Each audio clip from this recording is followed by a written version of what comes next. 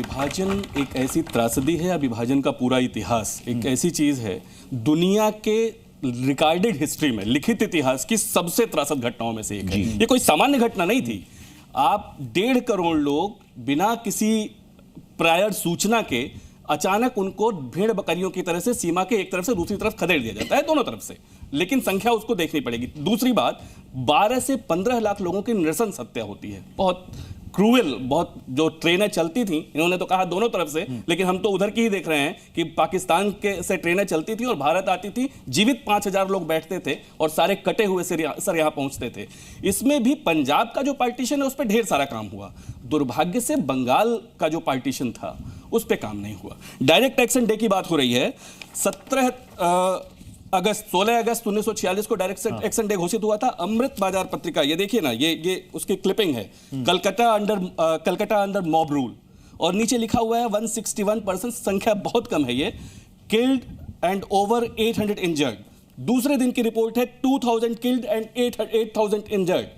40,000 लोग जो ये कह रहे हैं, 4000 तो आधिकारिक आंकड़ा है। मैं एक बता दूं वो नंबर क्यों कम है, क्योंकि गिनने वाले लोगों को भी मार डाला गया था, ये सत्य है। 40,000 गवर्नर ने लिखा है, गवर्नर की रिपोर्ट बनी, उसमें उन्होंने लिखा 40,000, वो भी अमृत बाजार पत्रिका में है। हमने अपनी फिल्म में एग्जैक्ट अमृता बाजार पत्रिका का ट्रू कॉपी दिखाई है। आपने एक कश्मीर फाइल्स बनाई, क्या हुआ? ब्राह्मणों का बसाया गया, उनको ले जाया गया, नहीं हुआ। आपकी जिम्मेदारी नहीं थी, आपका काम दिखाना है।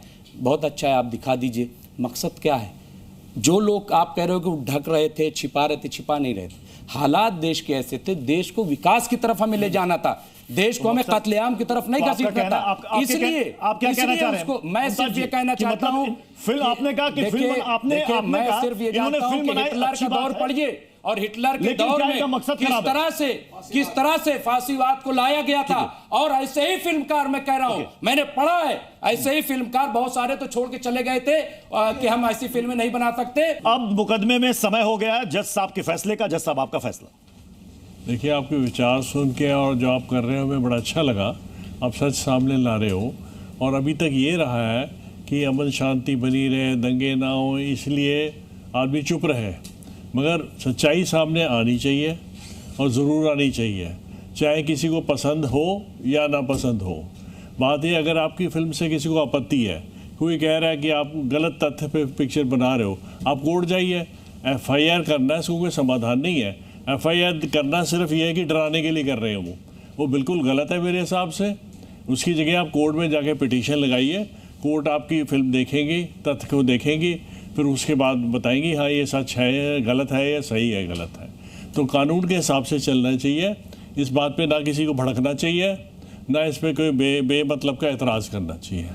हम आपकी सराहना करते हैं कि आपने ऐसा बोल्ड कदम उठाया है। धन्यवाद। तो आज जी कचहरी में बस इतना ही। फिर मुलाकात होगी एक नए मुकदमे के साथ। आप देखते रहिए जी न्यूज़।